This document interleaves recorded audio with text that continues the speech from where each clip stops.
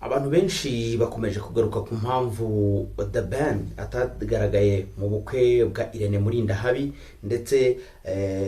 bakanagaruka no kuri video ya nyirubwite Irene Murindahabi ubwo yari ari mu kiganiro na Kiramani avuga ko The Ben atamutwerereye ndetse ko atamutahiye ubukwe. Ibi ngibi rero byaje gutuma dushakisha amakuru nyuma yuko uwitwa Alexis Muyoboke manager wa The Ben hari byaje kuba yatangaza kuri ino saga isa naho ari ikomeje yakomeje gutizwa umurindi n'uwitwa Emirene. Ni nyuma yuko uwitwa Irene Murindahabi akoze ubukwe n'ubukwe bwari bwiza cyane. It was a nice party nkuko nakomeje kubigarukaho. Bwari ubukwe burimo ibyamamare byinshi bigiye bitandukanye cyane cyane abaririmbyi, abakinnyi ba filme, abakinnyi abogeza umupira, abantu bari benshi, harimo abitwa ba Nasiri, harimo abitwa ba Rocky, harimo abitwa ba Chris Ize. Abantu bari benshi kuko bwari ubukwe bwiza cyane kandi bwari ubukwe bufite abantu benshi. Aho ikibazo cyaje guturuka rero muri ubwo bukwe uwitwa Ben ntabwo yabashije kuba yagaragara ndetse ngo nta nubwo yatwerereye uwitwa Irene Murindahabi. Ibyo ngibyo rero bikaba bifite aho biva cyane ko uwitwa Irene ntabwo yari kuvuga ko atabikunze cyangwa se ko bitamushimishije kutabona Ben mu bukwe bwe. Nta handi hantu bahurira, byumvikana ko bashobora kuba bafitanye communication, bafite uburyo bavugana mu buryo bumwe cyangwa ubundi, urumva. Ariko byaje kuba big deal ubwo ngo Ben yicaye areba ko atageze mu bukwe bw'umuvandimwe Emirene, hanyuma atuma witwa Kiramani mu butumwa buvuga ko ngo atabashije kuboneka mu bukwe, ariko ngo ko yifuje Irene Murindahabi urugo rwiza ndetse n'ubukwe bwiza no gukomeza kugira ukwabo bwiza. Ibi ngibi rero Irene ntabwo yaje kuba yabyumva neza kuko yahise amuca umugani agira ati ngamatama niba ari amatama yambaye ubusa ngo ntasabira inkubwatsi. Ni muri iyo sanse, amatama yambaye ubusa ntasabira inkubwatsi. Menya ni like something such things like those. Ni ibintu nk'ibyo ngibyo n'umugani nk'uwo. Hanyuma byumvikana ko uwitwa Irene nubwo yakiriye ubutumwa bwavuye kuri The Ben bumubwira ko nubwo atabashije kuboneka mu bukwe ariko hari bundi buryo n'iki byose, byumvikana ko Irene tigeze agira gute abyishimira, kuko ni ukuvuga ngo ayo matama ajunditse ubusa cyangwa se ayo matama yambaye ubusa ni Irene wari ugiye agiye kuvuga ubutumwa bwa Ben ko atabanitse mu bukwe bwa Irene Murindahabi. Byumvikana ko Murindahabi atigeze nyine yishimira ibyo bintu cyane ko byumvikana ko nyine nkuko nabikubwiye hari abashobora kuba bari bafite ukuntu bahuza cyangwa se yarizeye ko bashobora kuba ari abantu wenda na Ben adashobora kuba yabura mu bukwe bwe. Ariko ukibaza nese niba Irene ashegera ko wenda Ben atamutwerereye, ko Ben nawe nta gihe kirashira akoze ubukwe, ubwo Irene we yaramutwerereye, hanyuma se ubwo mu bukwe bwe Irene yarahari.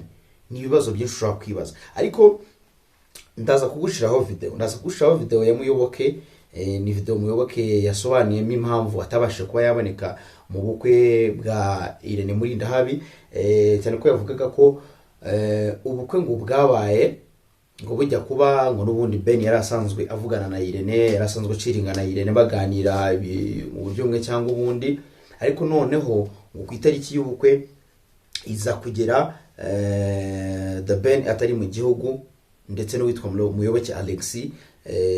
n'undi musaza umwe. Urumva ko ngo ntabwo bari mu gihugu kameme. Ariko nanone ukibaza ntese niba batari bari mu gihugu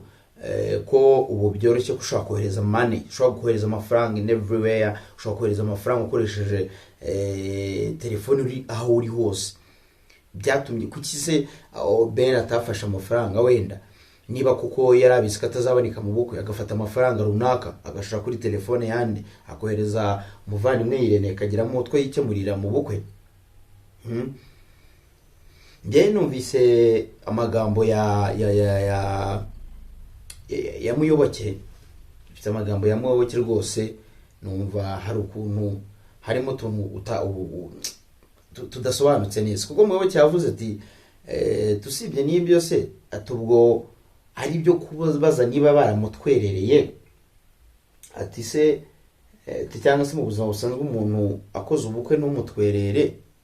hanyuma bakazabukora tubwo wamutwerera wowe atari kusibye n'ibyo ngibyo ati twebwe ntabwo twari turi mu gihugu ati twari turi hanze ati niyo mpamvu umujene wenda atabashije kuba yataha ubukwe bwa mugenzi we ibyo ngibyo rero numva atari n'impamvu yumvikana kuko aho waba uri hose rwose wakohereza umuntu amafaranga ukayabona ariko nizere ko bano bajene ari Ben ni umuntu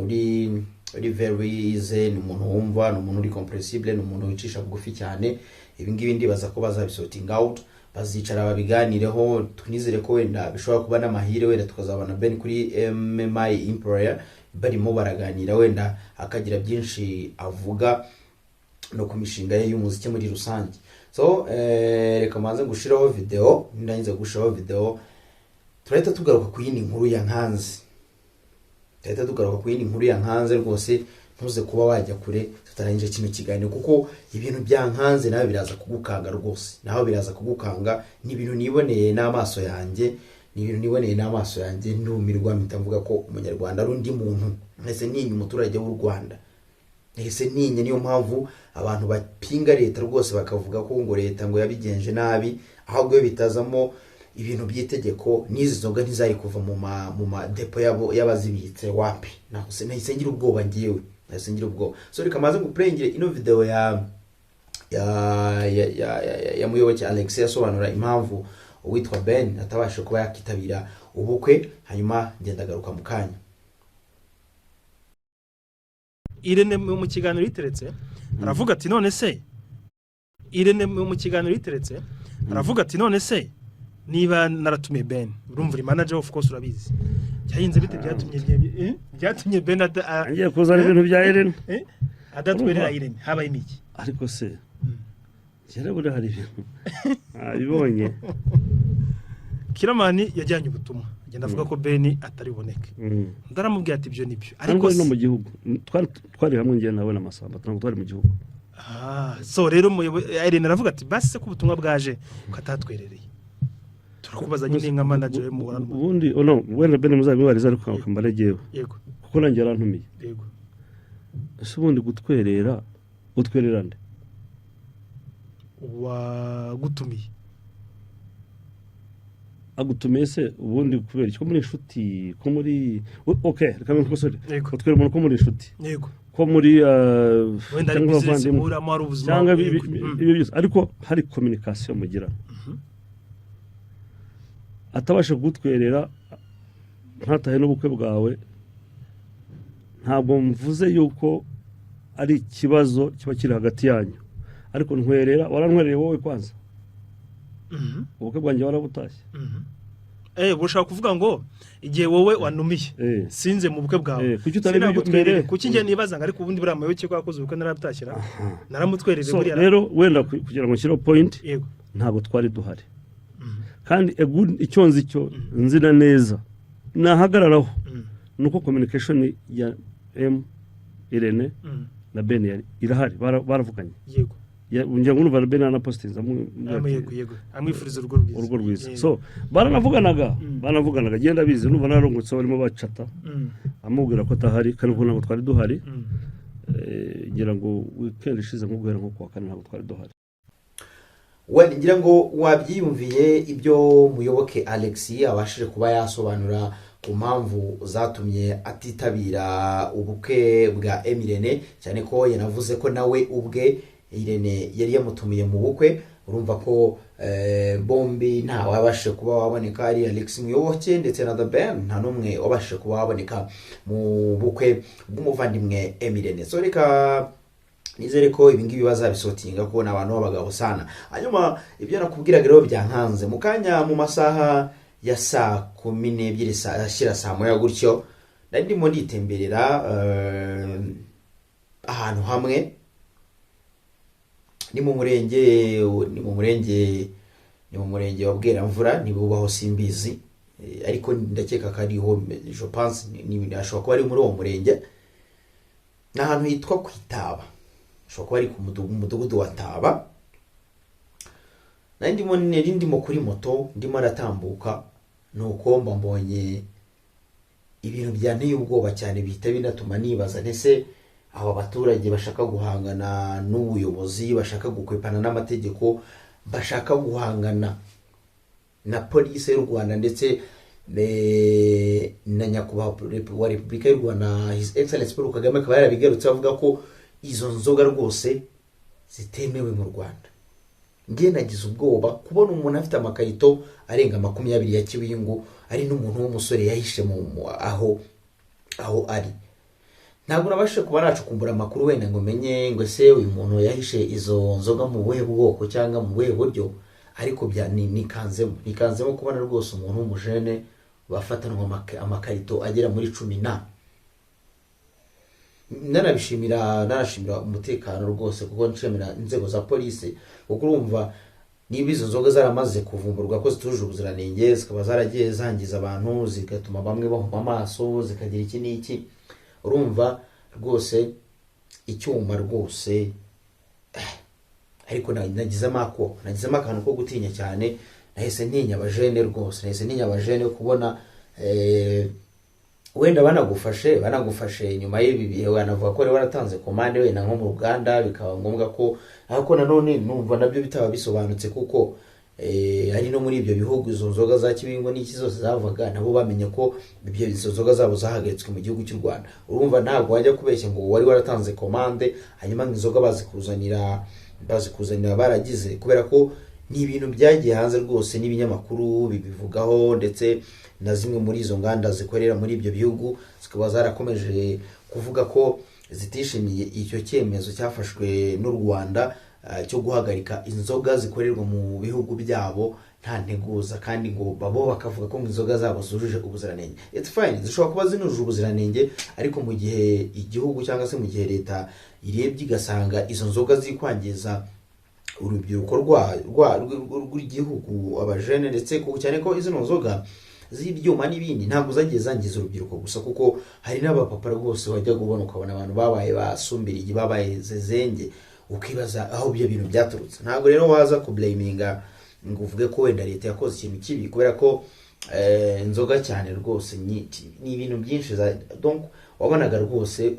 cyane urubyiruko rwo byari ibindi bintu byari maze kuba ibintu biri too much sana, ku buryo rwose wabonaga umujene ukabona nta fitira gifite, ariko rwose aho baciriye ibiboro by'ibyuma no kubona umuntu wasinze bisigaye ari ikibazo. Kubona umuntu wasinze rwose bisigaye ari ikibazo. Ntago umuntu yaba yaramuhaga Kiwingu ngo aze kunywa mitsingi imwe imusindisha, ntabwo ibyo bishobora kuba byaza kuba byakunda. Ariko reka tubishimire leta rwose, dushimire na polisi y'u Rwanda uko ikomeje kugenda ibungabunga ndetse no gukomeza gukurikirana amakuru y'ahaba harakomeje guhishwa izo nzoga, cyane ko nubwo bimeze gutya ntabwo zirashira mu baturage, ziracyarimo, kuko ugereranyije n'inzoga zari ziri hanze ntabwo wambwira ko mu minsi 7 cyangwa se muri 2 weeks izo nzoga zose zaba zimaze gushira, cyane ko kigaragara nyine bigaragaza ko izo nzoga zikiri mu baturage. Hari abaturage bakizifite rwose, kuko urumva nk'uwo nabonye ntabwo izo nzoga yaziranguye uyu munsi, ntabwo zavuye ku ruganda uyu munsi, ntabwo zavuye muri Tanzania uyu munsi. Je pense ko Kiwingo ashobora kuba iyo muri Tanzania niba atari iyo muri Kenya, ntabwo izo nzoga zaje uyu munsi. Byumvikana ko rero mu baturage izo nzoga zikirimo. Rero wa muturage we ufite amakuru y'ahantu izo nzoga zikiri, tanga amakuru ubwo burozi buve mu baturage, tanga amakuru izo nzoga zive mu baturage, kuko n'ubundi urazihishira, uwo ni umuturanyi wawe uzazinywa n'ubundi ntapfa, urumva niwo uzabuhombye, nubwo yego n'igihugu kisaba gihombye muri rusange. Rero numva ko mu gihe wenda wavuze nk'umuntu wakomeje guhishira izo nzoga se akaba ari kuzicuruza mu buryo butemewe, agenda atanga kamwe nagusaba gutanga amakuru rwose, ukabwira nk'umuyobozi w'umukuru w'isibo barizwamo, ukabwira umukuru w'umudugudu, ukabwira executive, ntabwo wabura uburyo ushobora gutanga amakuru rwose, hanyuma izi nzoga zikaranduka mu Rwanda, zikaranduka muri sosiyete nyarwanda, hanyuma abantu tukasubirana amagara mazima rwose. Numva rero aribwo butumwa natanga, nibwo butumwa natanga rwose, kugira ngo aho uri hose niba hari amakuru ufite ku muntu ushobora kuba ugifite izo nzoga, uyatange izo nzoga zive muri rubanda, hanyuma abantu bakomeze bibereho neza cyane. Kuko ugiye kureba reka tuze no kuvuga ngo wenda nubwo biriya bihugu byavuze ko wenda inzoga zabo zujuje ubuziranenge, zishobora kuba zitanujuje n'ubuziranenge, ariko iyo ugiye kureba standard y'imibereho ukareba nk'uburyo wenda reka tuvuge hano hafi mu baturanyi mu Bugande, urebye ibiryo beza ubutaka bwabo ukuntu bwera ntabwo bwera nk'ubw'iwacu mu Rwanda rwose. Ibyo ntabwo ngiye kuza kukubeshya. Kandi nanone mu buryo bwo kugira ibiryo biriya bihugu birakiza kuturusha, nubwo nabwo bakiri muri hustles. Ubwo usanga nko muri Kenya ushobora no gusanga umuntu wishwe n'inzara, ariko si ukuvuga ko nta biryo bihari, wapi, ahubwo kubera ko population n'abantu ni benshi, kandi nyine iyo udacanye ku jisho ngo ubashe kuba wakora ubumuke, birangira nyine wishwe n'iyo nzara. Ariko dufata urugero nko ku Bugande, hariya mu gihugu cya Uganda, umuntu ashobora kuba mu gitondo yinywera kanyanga kubera ko nyine yariye afite ibiryo, ariko ntabwo uraza kuba wariye ibishyimbo bya 200 n'umutsima ngo umbwire ko uraza kunywa ziriya nzoga ngo zibere kuguca umutima. N'akenshi usanga nabo ngabo banazinywa kuko ugiye kureba ndeba cyane ugasanga nk'abantu bakora imirimo ivunanye, ugasanga wenda niyumva ko ari ingufu jini, nagiye mbibona cyane nko ugasanga mu bakora akazi k'ubuyede, mu bafundi, ndetse no mu bantu baterura imizigo. Abo bantu rero bakunda kwinywera izo nzoga z'ibyuma cyane, kuko bo bumvaga ko urumva n'amazina yazo kameme, hari ukuntu amazina yazo abakangamo ukuntu kiwingu, kumva ingwe jini, urumva ingwe rwose, imbaraga z'ingwe urabyumva ko ari ibintu biri strongest, ku buryo wumva ko uri strong kabisa. Urumva ni byinshi. Ni rero ni inzoga nagiye mbona zagiye zangiza rwose abantu mu buryo bumwe cyangwa ubundi. Rero niba ufite amakuru rwose nta gusaba gutanga ayo makuru, ibyo biyoga bikava muri society nyarwanda, ibindi bikagera. Naho nibyo nakubwiraga, ugiye kureba nyine iyo range, ntago n'ubundi niyo nzoga zaba zitujuje ubuziranenge. Kurebye nka za kanyanga zinyobwa muri biriya bihugu, za kanyanga bo bafite n'ibindi biyoga byinshi utamenya amoko, hari izitwa za ni nyinshi nagiye kuvuga hano kuri kamera, ariko bafite inzoga nyinshi cyane, nyinshi kabisa, zinakomeye umuntu ashobora kunywa. Ariko rwose inzoga yose wanywa wanariye niyo yanakwica rwose, ntabwo ikwica nk'ukuntu yakwica umuntu utariye, kuko iyo igeze mu nda noneho nk'izo zirimo n'ubwo burozi bwa metanol, ihita igenda igahita ica amara rwose, cyangwa ikagenda nk'uko bavuga ko iyo metanol igenda igakura igakata imitsi ivana amakuru ku bwonko yajyana ku maso, ku buryo bishobora no kuba aribyo bishobora kuba byavamo nyine intandaro y'uko izi nzoga zishobora kuba zaragiye zitera abantu ubuhumyi, kubera ko niba koko amakuru ashobora kuva kuri brain ajya ku maso, hanyuma iyo mitsi ivana ayo makuru kuri brain ayajyana ku maso, iyo mitsi iyajyana ku maso ishobora kuba yakangirika bitewe na metanol n'ubwo burozi bwa metanol. Byumvikana ko nta mpamvu nyine yuko nuza gukoresha iyi nzoga biri too much, biraza kurangira n'ubundi ugize icyo kibazo cyo guhura n'ubuhumyi, nibiba kenshi bize no kurangira n'ubundi uhaburiye ubuzima bwawe. Rero ubuzima n'ubwawe, ikiriyo ni icyacu.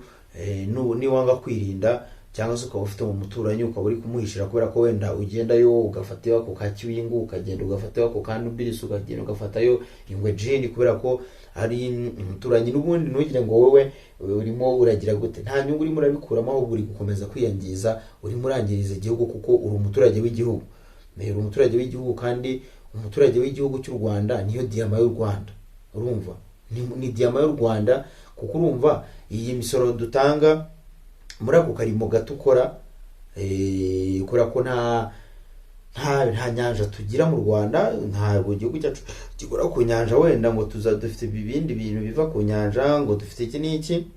ariko uwo muturage ni inyanja y'igihugu, uwo muturage ni zahabu y'igihugu, uwo muturage ni buri kimwe cy'igihugu. Kuko izo nzoga nizimara kuva muri wa muturage, niba za nzoga yarazinywaga bigatuma adashobora kujya mu mirimo ngo akore yiteze imbere, anateze n'imbere igihugu cye muri rusange, niho uzasanga niba umuturage yarabaye zezenge adashobora kwicara wenda ngo yitekereze n'umushinga muzima, hanyuma asabe inguzanyo muri leta, akore, narangiza gutangira gukora, atanga umusoro, uwo musoro utangire kubyara inyungu, utangire kuba wakifashishwa mu kubaka ino mihanda, mu kubaka amavuriro, mu kubaka amashuri, mu kubaka n'ibindi bikorwa byinshi by'iremezo, cyane ko abantu benshi hari n'ababishyurwa ubwishingano mu kwivuza bakishyurirwa 100% na leta. Mwibaza ko asaba amafaranga ava he? Ni muri za mbaraga z'umuturage, kubera ko atarayasinze, kubera ko wenda ubwonko bukiri buzima, kubera ko atangirijwe amaso n'ibyo binyobwa bituje ubuziranenge, ari ni muzima, arabyukira isaha agenda akore, ntakora yishyura umusoro uze wubaka igihugu, usange rero iterambere rikomeje kuba iterambere mu gihugu. So reka mbifurize kugira ibihe byiza cyane. Ibyo nibyo numvaga nabaganiriza, naho ubundi icyo basaba ni ukwiyandikisha kuri uno muyoboro, mugakora like, share, hanyuma ibintu bigakomeza bigenda neza cyane. Ngiye nkuko bisanzwe yakomi Osafita igarika mwifurize kugira ibihe byiza, nakomeza kukuragiza Uwiteka. Ibiganiro byo ni akagaruka. Ciao ciao.